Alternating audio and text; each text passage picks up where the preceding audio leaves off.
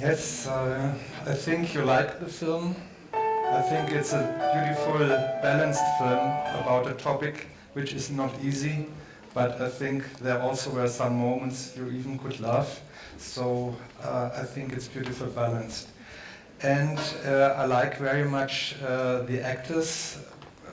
All of you who like films, there were a lot of actors who played different roles than they normally play. For example, Joachim Almeida usually plays the bad guy, for example, Buccio in Desperado, but here I think he played very well and very nicely and very calm in this situation.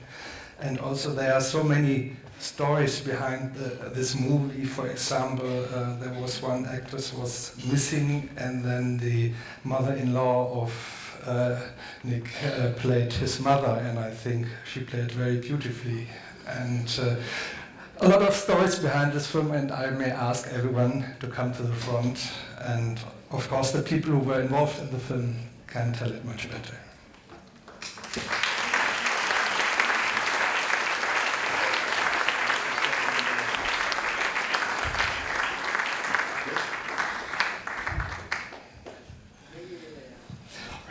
Perhaps I ask you the first question because it was the first time you've seen it and you have to deal a lot with people who have Alzheimer's and also the families. What do you think about the film? I think it's a very touching and moving film. And not every story plays in, it was Louisiana, and not every family story is such dramatic, like in this case, but I think three things are very common, and we know it from several talks to family members. The first thing is the sadness, to mention that somebody's losing memories and changes his mind and his also behavior things. And the second thing is the guilt. You see from the doctor how guilty he was, has done enough for his mother. And the third thing is a positive thing. I think that's hope, because we saw a lot of care for each other. I think that's the hopeful message of this movie. Richie, I've read some interviews of you, and you said that this was the message you wanted to show with this film, that there is hope and that it's not only a sad story. Yeah, that first, I guess, the place of hope that I would always look to is Dr. Bazan would always explain that, that his novel ultimately was a message that was meant to leave you with hope, ideally. And for me, that message of hope was that scientists, not unlike these two gentlemen, work tirelessly, for the cure. And yeah, if anyone ever asks me, what is the film about? I hear it's about Alzheimer's. I say obviously it absolutely is, but ultimately it's a film about human beings helping other human beings in times of need, regardless of race, socio-economic status, anything like that. And to me, that was also a message of hope. I just remember we have a little excuse at the producers and of the film that obviously our digital system did not cope with the nice light of... those were strategically planted shock frames. Apparently it didn't work. Well, okay, talking about shock frames, you come from a totally different background. You did title of films and advertising of films. How did it came that you went into this direction? I started in the film business about 15 years ago as a title designer, so designing opening title sequences on films like Mr. and Mrs. Smith, Babel, advertising on films like The Last Samurai, Terminator 3, that sort of thing. And the place the reason why it kind of, I guess, what ultimately became a progression into directing is I was given an opportunity by a gentleman named Richard Greenberg, who is kind of a legend in the title business. The first titles he had worked on were Superman, Patriot games, The Untouchables, all the way up to The Matrix. And when I got to work with Richard, and Richard also gave the start in the business to other title designers like Kyle Cooper, who owns a company called Prologue, Garson Yu, who owns a company called Yu and Company. I'm not sure if there's any designers out there, but you may have heard those names. But Richard, initially, there wasn't all of the digital technology, so he would still shoot things on film, make things on film. So the first 2 title sequences I did with him, actually the marketing teaser trailer for The Last Samurai, we actually had billowing fabric. It was meant to work in both it was an international teaser trailer, so there was kanji lettering across this fabric. And then we physically built a rig with a samurai sword that when we hit it with a fan, it blowed through, and in a dramatic, perfect crescendo, a samurai sword slashes through the middle, and then it opens up and says The Last Samurai. And then the title sequence for SWAT, we shot all on film. So for me, it was once I was working with the crew and getting behind the camera that, you know, a light bulb went off, and I just thought, you know what, well, if I can tell this small story, maybe there's a chance I could tell a bigger one. But that's where it started. Okay. Brent, you normally are looking for the cast for films. Were you involved in this here too? And how could you convince the actors to play in this film? Does this work? Yeah, it is. I actually was not the casting director on this film. A colleague of mine, Nancy Green Keys, I felt had a better sensibility to the actors that we needed to portray these roles, and me not casting allowed me to be objective with the money. So, no, I wasn't involved with the casting. I'm normally a casting director. I think that's why I was asked that question, but no, not on this one. What do you think about actors like Ruth Negga, who normally plays also more tough women and negative things like in Agent of S.H.I.E.L.D. and other TV productions? She's amazing. You know, it's funny, we didn't get to audition Ruth, and as we were watching her demo reel, there was one moment, and I can't reflect upon the film that moment was pulled from, but there was one moment in her demo reel that we all saw and knew that she was the right one for the role of Jessica, and it was because of her sensibility. Each of these actors in each of these roles needed a sensibility to what they were portraying, and they each had their own voice and their own place and purpose in this piece to bring it out. And you know, as Richie said, the humility in this film is something that it's so powerful. So we needed the right actors to bring that to light, and that's not always easy. So, and I think we've achieved it. Yeah. And if I may, a lot of folks may not know this, but Ruth Negga is from Ireland. So she speaks with a very thick Irish accent. And of course, you do not hear that when she plays the role of Jessica. And that's something that the critics never talked about, but I think that's a testament to how good she actually is. Nick, before I ask you the questions, Angelou Ellis, who's playing Una Vida in the film, she also played in total different movies before, like Men of Honor and Ray and The Taking of Pelham 123. And at the moment she is on the television in the TV series Quantico and playing a very, very tough FBI woman. But she also came somehow into this film because her mother, unfortunately, has another neurodegenerative disease, Parkinson's disease, and she said she's very much involved, and it really seems that everyone who is in this movie somehow has some connection to this field. Well, that is absolutely the case, and the motivation of all the cast and the crew to me was remarkable because they were dedicated. They will show up very early in the morning, work long hours beyond midnight, and that brought a very unique spirit during the making of the film that you can see the outcome actually. And something that you pointed out, yes, we wanted to convey awareness about the disease, and also I believe in society there's a sort of a stigma about Alzheimer's disease and about other mental illnesses, from depression, from addiction, to any other neurological condition. And I think in society today, we do not actually are objective, most of our society, and there's a stigma behind. And we wanted to contribute in a way to remove that by bringing, you use a word, both of you, a couple of times.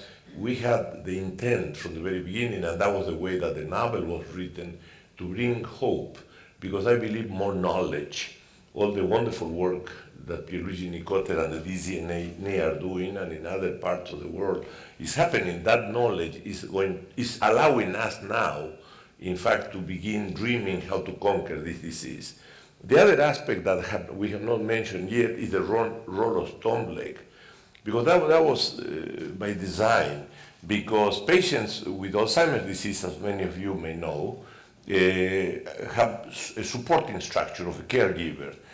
The caregiver usually is a family member. Here is another street musician.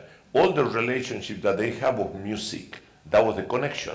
They were street musicians, they play in the streets of New Orleans, and yet Stomleg, who had been in jail for many years before, felt that he found a mission in his life by supporting Una Vida.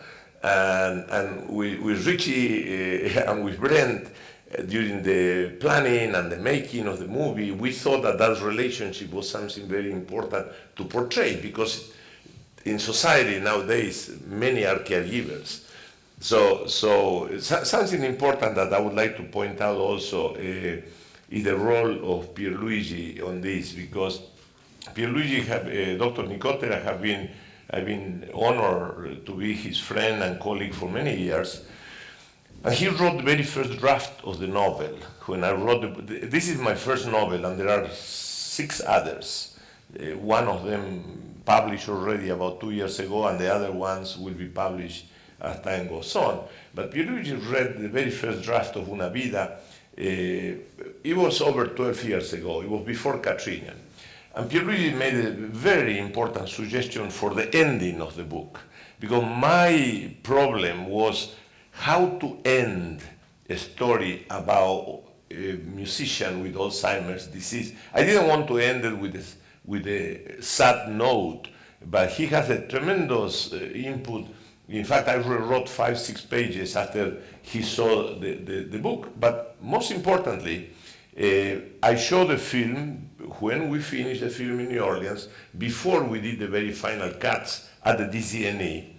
And Pierluigi and several other colleagues from the DZNA were there, and they were very critical, because we wanted, and we were, the 3 of us and everybody else involved in the film, we were aware of the necessity of having some sort of a positive resolution, some sort of an ending of the film, but we didn't know how to do it. The sentence at the very end, when the mother tells little Alvaro, "Don't be afraid," those are words of Pierluigi.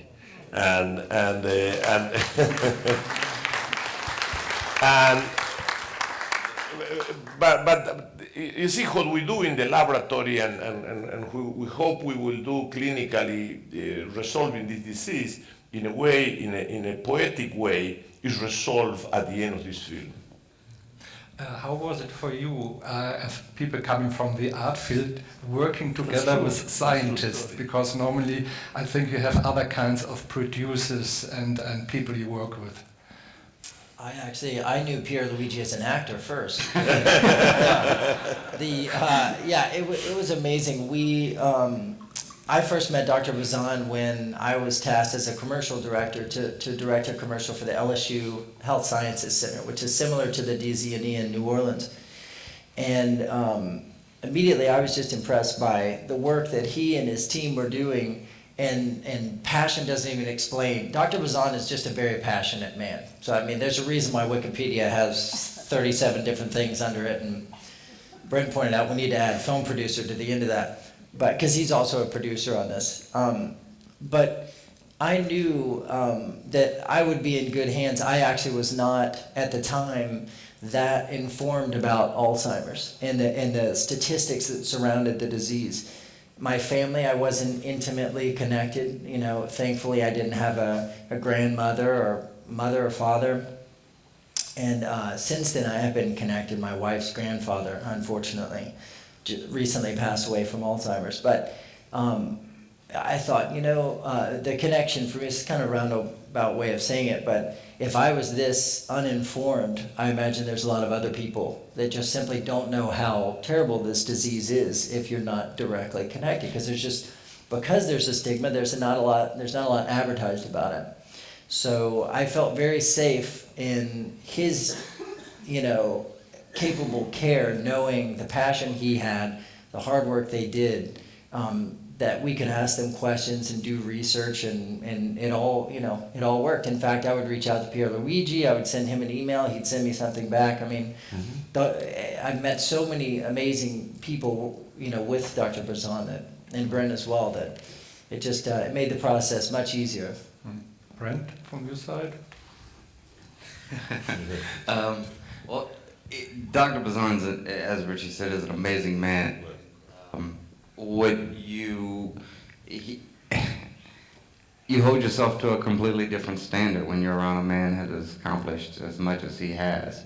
And we always try to hold ourselves to a certain standard, but then it seems like Dr. Bazan gets a little bit more out of you, and then a little bit more out of you, and then before long you're trying to achieve perfection. So it's all due to him. I mean, our hard work was never, we were continued to be inspired. I mean, this is a man that does not sleep, that travels all over the world, that is, you know, he has a mariachi band, he's an author, he does all of these things, and, you know, there were some late evenings where we were just deadbeat tired, and then when we were deadbeat tired, we just thought of Dr. Bazan, and it was very easy to be inspired again, and we knew that we were bringing something to life that he was extremely passionate about. And to see him light up when we talked about this film, we met for several years, meetings every other month, every 3 months or so, and we would sit down and discuss the project and the script, and he continued to inspire us, and you know, living up to him and his expectations were not always easy, but we're very proud of what we've done, and yeah, so it was an amazing experience, to say the least. Okay, before I direct the question to Pierluigi, already prepare yourself. I will open the panel to the audience. If you have a question, you also may ask the question in German. I will translate if you don't want to ask in English. Pierluigi, as a scientist, Almeida in the film, he portrayed a scientist, he sometimes feels a bit lost and sad, and do you have sometimes this feeling, because in Alzheimer's there's so much research but still there is no cure yet, and how do you feel in this perspective as a scientist? Well, that's a difficult question to answer. I mean, obviously the task we have is a huge task.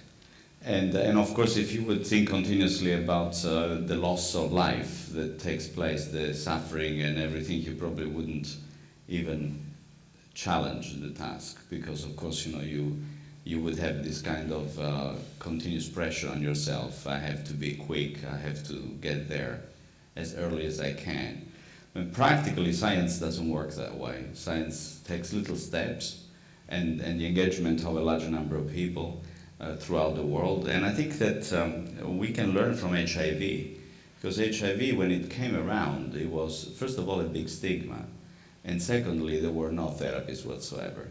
There has been a huge investment from all governments in the world, and science has really managed over a very, very short period of time to be able to find therapies which now enable these people to live a long life.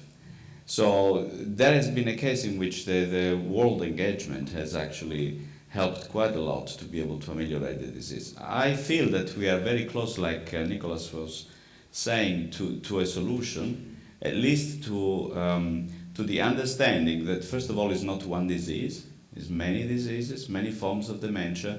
some of which are very classical Alzheimer's disease, as much as Alois Alzheimer described in his early observation on August Dater, and others are different. For example, consequence of vascular problems are consequences of mixed form of Alzheimer. There are other forms of dementia. Even Parkinson's disease now tends to evolve in dementia and is actually increasing because people live longer. So we have to try to understand what brings these diseases together, and that's a task that we can only do if we bring the very fundamental research together with the clinics and studying people, like we're doing here in Bonn, for example, with the Rhineland study, which is a population study over aging and over different phases of life of human beings. So I think that you feel very small all the time when you look at the task. And at the same time, I think that doing something like Nick did, to write a book, to be able to jointly with his colleagues raise the funds, get a fantastic cast, great directors, producers, and so on, and communicate to the public, I think to me is a fantastic endeavor. And so that I think, this is also, I know him very well, and so I know a number of other things which were not said, because he's really a Vitruvian man in the Leonardo sense. He also produces an excellent wine, by the way. And so, it's fantastic to be able to have people who are so dedicated and so committed. And so I was pretty much surprised, I must say, although I think Richie knew me as an actor before. I said, after Godfather 1, 2, and 3, I should do a serious movie. And so I was actually pretty much surprised, because I went to New Orleans for a talk, and then Nick took me, say, do you have a clean shirt on you or something? And he took me to this place where all these people were working, and I said, oh, that's great, we're going to see the movie making. And actually all of a sudden I find myself sitting on a chair with Richie directing me, and so you have to say this and that, which was in itself quite a challenging experience. I think I've never been so nervous, even when I have to go and give a talk. So, to make him more nervous, you have the opportunity now to ask an actor, a cameo actor and writer, director and producer, and there are some microphones, and if you just signal me if you want to ask a question. There's one here. Just a second. And the next one, please, may already raise the hand, so I can see. Yes, so first of all, thank you very much for this fantastic film. It's a true pleasure to see this novel visualized. In this context, do permit two questions, one regarding science and, of course, in parallel, the arts. About the arts, one crucial scene is when the protagonist actually shows drawings, or when the drawings of the protagonist are being shared. Now, these drawings are exceptionally beautiful by their, by the way the pictures are composed, by the coloring, by the symmetries, etc. So, from an artistic point of view, this is a fantastic field of how to build fascinating images within a motion picture. So, my question to you as artists, would this way of perception also be an inspiration for you to translate to a broader public a certain point of view? And in this connection to the science now, it is also beautifully depicted that actually this process of losing the memory appears to be embedded with a certain processing. Actually, the protagonist does recur always on her memory in the field of nature, with the sound, with certain core scenes. So it is not really losing memory, but it is rather finding access to the various spots of memory, which from time to time appear like a spark and disappear just right away. So the question in the terms of research, next to combating or fighting the core issues of Alzheimer's, would there also be one field of, let's say, finding access to memory? Thank you. Well, Let's end with the scientific Yeah. question. I think first. maybe Richie wants to answer. Yeah, or well, answer Could you repeat Nicolas. the question Okay. for the Yeah. artist? Yeah. Okay. Could you repeat Well, the from the question? science point of view, perhaps an introduction to your question. In neurosciences, we are realizing many things new. One of them is called connectomics. We are realizing connections between different areas of the brain that we didn't understood before. And some of those connections are those that remain active even in advanced stages of disease with music. But we also realize that drawing and art and painting and other activities of that sort through other circuits also are activities that remains somehow active in some of the patients. As Pierluigi said, we are confronted here with a very heterogeneous disease. It's not one, but different forms. And this is important because if we understand how to harness those circuits, either with art or with music or with other activities, we might be able perhaps in the future to be co-active from a therapeutic point of view with something else by activating those circuits. So that would be one connection. And in the novel, in the book, I wrote extensively about the drawings and this connection. In fact, I made a connection with Goya. And there are 2 chapters in the book about the drawings of Goya and some parallelism of distortions of drawings, perhaps due to anomalies in brain function. Do you want to? Yeah, maybe just add Yes. a little bit to the science part, and then we leave it to, Sure. to Richie to look at the artistic part. I mean, what you're saying is absolutely true. It's amazing how over the past 20 years we have looked for therapies that would address some of the microscopic features of the disease, like, for example, the accumulation of plaques in the brain, or the deposits of this protein called amyloid or tau. And of course, these are the major targets because we know from the genetic component of the disease, which is the very early onset, that these proteins are important. On the other hand, there are better ways now probably by which we can address memory to try to be able to improve memory recollections and to be able to try to treat the symptoms and not the causes. So there are ways by which this can go on. Of course, the problem is that in many cases, in the large majority of conditions, when the disease is diagnosed, then you have lost already quite significant number of neurons, which is very difficult to bring back. So the regeneration capacity of the brain. And we cannot exclude it in the future where we can tap into this, but at the moment we don't know how to do that. So there are ways by which we can favor regeneration of nerves, of neurons in other parts of the body, but not yet into the central nervous system. And just a little thing, Alzheimer's patients often are diagnosed, you ask them to write something or to draw a watch, a clock. And that is one of the typical features of the inability of putting a clock, to put the hours together. And the last thing that probably help Alzheimer's patients to find their way are colors. So one of the things, if we will meet together again in the new Desidani building on the Venusberg, we have asked the architects to throw big buckets of color on the wall, and all the directions of the room are handwritten. So then to be able to symbolize, the beginning and perhaps the end of the disease. And we have an artist from Scotland who actually has made, it's not there yet because the building is not finished yet, but he will make a sculpture where memory breaks into little pieces. You'll find little aluminum discs around. And then you walk through and then you come into the garden in the back and all these little pieces are coming together and you reform the memory. And that's what our hope is. That's amazing. I can't wait to see that. If I'm not sure I totally understood your question. The drawings were very done specifically to first show the degradation over time of her memory. So first starting with very clear portraits that she had, and then eventually the house, the wheels of the carriage were on a violin, and then the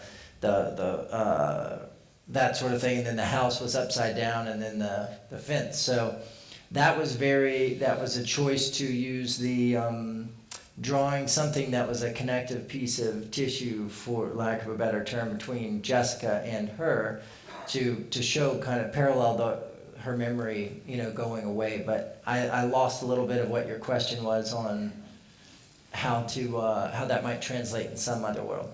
Actually, translation, for instance, recalling. Actually, these upside downs, the violin, the upside down of the fence and the house, personally reminds me of Chagall. Yes. It's simply beautiful. Then I cannot claim for that. Right. Actually, I No, will, but I absolutely. can't. It's Someone really- else should answer this. Absolutely. Okay. Yes. More questions? No more questions? Yeah, then another question. I'm fascinated from Joachim de Almeida. He seems to be a genius because I've also heard that he speaks 6 languages. And how was it to work together with him? Joachim is the bedrock with which every performance seems to sing. And I mean, Joachim had the relentless work ethic that Dr. Bazan is talking about. All of us tried to do that in our own respective areas, but Joachim is a consummate actor's actor. I think everyone would say that about him. And sometimes we would do a few takes with Joachim, but that was just really to just get another element of greatness, because everything he would do is just ultimately fell off the truck as being honest. So he helped us all step up our game. He was very serious about what he does. And for him, he had a personal connection as well. His mother, I'm sure he wouldn't have a problem with me sharing, as he's done at some of the festivals we premiered at. His mother had Alzheimer's. And he actually made a similar decision to go away to do a film when he lost his mother. So it was a very kind of personal connection for him. Do you, when you look at this, the connection between Alzheimer's and music and Alzheimer's and arts, do you have from your field some experience? Yes, of course, because for many Alzheimer patients, it's very important to have something where they get the feeling that they are worth and they have some self-consciousness. And so it's very, very good if they come to discover sometimes arts as a new field of working with. So we have some patients who were very controlled maybe in their business life, but through the disease they discover new ideas what they can do, for instance arts or also music. It's also sometimes that people already musicians and they cannot talk anymore, but if you play the right things, then they find their voice again. And so with very good experience, a lot of Alzheimer's associations, they offer a kind of dance cafe. It's also open for everybody, of course, it's a lot of fun. And then you see people who have lost already a lot of abilities, but if they have music, if they can dance, it's very nice to see how they can enjoy life again. And the film, coming back to the film, for me it was really good to see, especially in the beginning, if the caregiver, the musician who was the caregiver in this case, he was able to give a kind of social inclusion to the lady, because they were still in the streets. They were playing not in a room at home, but they went to the streets, and so they were sitting in the cafe, and that's what we wish for our people, that as long as possible they can participate in the life and show their abilities, and that was also a very positive message, I think. Okay. The last question to this side, if you don't have more questions, as the Da Vinci in this group here, do you have a new project online or a new novel or something in this direction? Oh yes, there are 6 novels actually altogether. As I said, 2 published and the others coming, and so, English is not my first language. I was born in Argentina, so Spanish is my first language, so writing novels in English is a challenge, but I'm very busy, as everybody said, and I call this activity inexpensive psychotherapy for me.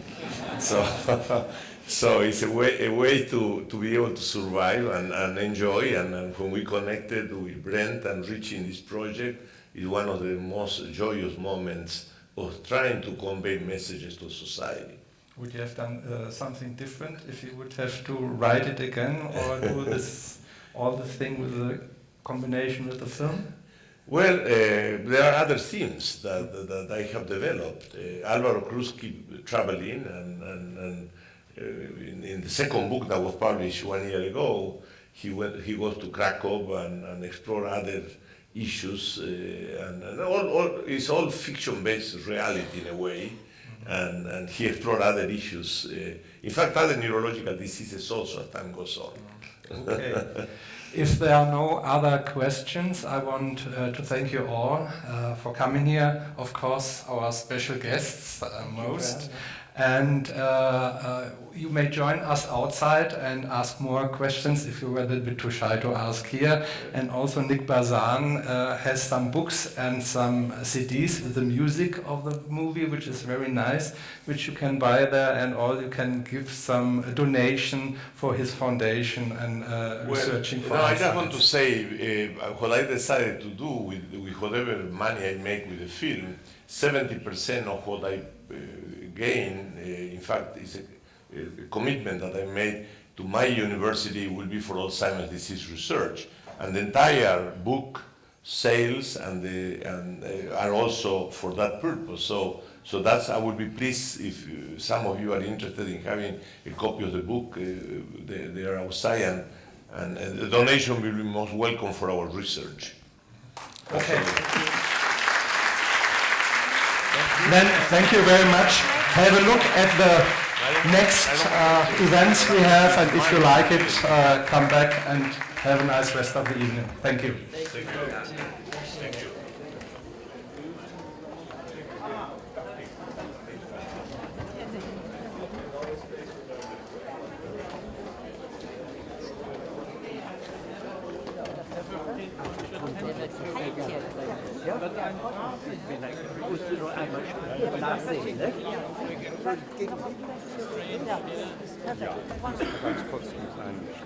Ja.